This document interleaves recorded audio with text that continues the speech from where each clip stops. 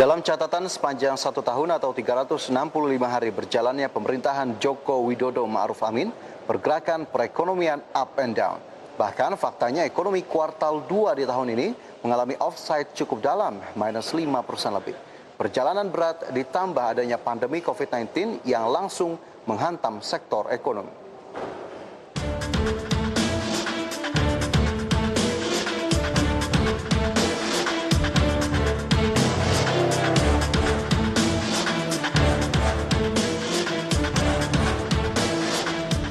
Tahun sudah Presiden Joko Widodo dan Wakil Presiden Ma'ruf Amin beserta jajaran menteri-menterinya menjalankan roda pemerintahan. Dalam 1 tahun ini berbagai gejolak membayangi kinerja pemerintah, terutama di sektor ekonomi. Ditambah lagi beban pandemi COVID-19 menambah berat beban perekonomian. 365 hari pemerintahan Jokowi Ma'ruf Amin dinilai belum maksimal dalam mengendalikan sektor-sektor ekonomi. Tanggal 20 Oktober 2020, genap pemerintahan Joko Widodo Ma'ruf Amin berusia 1 tahun. 365 hari telah dilalui dalam menjalankan roda pemerintahan. Kinerja bidang perekonomian pun menjadi sorotan dalam setahun ini.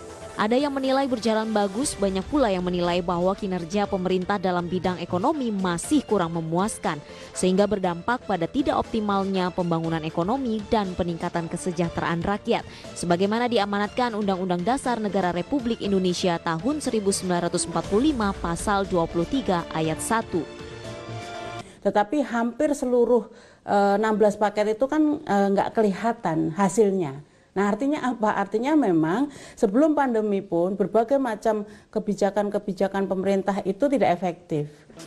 Ketidakberhasilan pemerintah mencapai target-target ekonominya ini menjadi catatan tidak baik terhadap kinerja pemerintah selama 1 tahun. Hal ini dianggap sebagai indikator tidak tercapainya janji-janji politik pemerintah sektor ekonomi. Karena pasti akan terlihat bagaimana tujuan meningkatkan investasi, mendorong pertumbuhan ekonomi tidak tercapai selama 1 tahun periode pertama ini. Secara spesifik, ketidakberhasilan mencapai target pertumbuhan ekonomi diantaranya karena struktur ekonomi nasional terus bergantung pada sektor konsumsi. Hal ini menunjukkan ekonomi nasional semakin rapuh karena bergantung kepada daya beli. Sementara itu peranan belanja pemerintah bisa dibilang masih sangat rendah. Menteri Keuangan Sri Mulyani Indrawati menjelaskan dalam laporan APBN kita 2020, hingga 31 Agustus tahun 2020 realisasi belanja negara telah mencapai 1.534,7 triliun rupiah. Realisasi tersebut mencapai 56%, tumbuh 10,6% secara year on year dari total pagu anggaran pendapatan dan belanja negara APBN 2020 sebesar 2.739,2 triliun rupiah. Skenario kita mengenai Perpres 72 yang memang melakukan counter cyclical. Jadi kalau pertanyaannya kenapa kenaikan cepat, ya karena kita belanjanya dipercepat, atau dalam hal ini bukan dipercepat, belanjanya dieksekusi oleh KL seperti sesuai yang tadi sudah saya sampaikan. Belanja negara itu tumbuhnya 15,5%, belanja pemerintah pusat 21,2%, transfer ke daerah naik 5,8%. Postur pertumbuhan belanja negara ini menunjukkan adanya berbagai tindakan untuk melakukan akselerasi belanja dalam rangka meningkatkan dampak COVID-19. Dalam catatan IDX Channel, terjadi recovery ekonomi pada bulan September tahun 2020 setelah bulan sebelumnya di bulan Agustus mengalami penurunan. Ini menjadi sinyal positif bagi perbaikan ekonomi terutama di sektor industri. Kabar baik datang dari neraca perdagangan Indonesia yang didorong oleh perbaikan ekonomi global.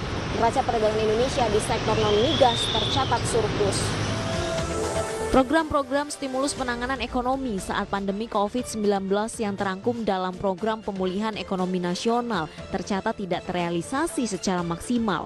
Sejak digulirkan sampai dengan 30 September 2020, realisasi anggaran pemulihan ekonomi nasional hanya 38,6% atau setara dengan 268,3 triliun rupiah dari pagu anggaran 695,2 triliun rupiah.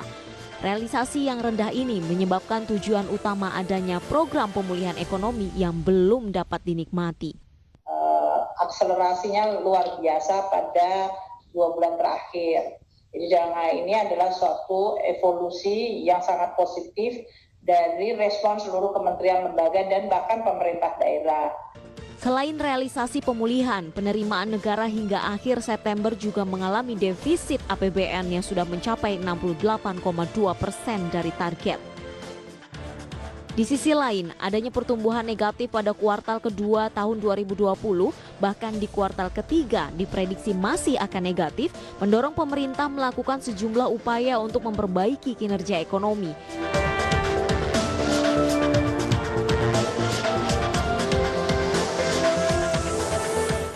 Pemimpin yang pro rakyat, maka program-program itu tetap bisa dijalankan dengan baik. Kualitas pertumbuhan ekonomi Indonesia tahun 2020 ini sangat jelas terlihat mengalami penurunan, bahkan terkoreksi dalam akibat pandemi COVID-19. Hal tersebut ditunjukkan lewat berbagai indikator ekonomi dan keuangan. Adanya recovery September setelah Agustus menurun dari sisi mantuman, ini adalah tanda positif bagi pemulihan ekonomi bagi industri. Bapak Jokowi dalam kinerjanya tetap melakukan dan menyelesaikan semua proyek-proyek strategis nasional yang berkaitan dengan misalnya jalan tol yang bisa membangun ekonomi, pokoknya semua proyek infrastruktur nasional itu harus Bapak Jokowi selesaikan. Perjalanan perekonomian selama setahun ini tentu saja belum memuaskan. Masih banyak pekerjaan rumah di sektor perekonomian yang harus dibenahi pemerintah. Pemerintah harus mampu memenuhi ekspektasi masyarakat untuk mewujudkan kesejahteraan. Perlambatan ekonomi nyatanya terjadi di banyak negara, tidak terkecuali Indonesia. Bahkan Indonesia tidak bisa lari dari jurang resesi. Pemerintahan Jokowi Ma'ruf Amin diharapkan segera melakukan percepatan pemulihan ekonomi nasional, terutama di sektor industri, perdagangan, dan investasi. Kinerja kementerian dan lembaga yang komunikatif dan juga adaptif menjadi kunci untuk melakukan percepatan pemulihan ekonomi nasional. Dari Jakarta, Rizka Ayu, Faisal Reza, IDX Channel.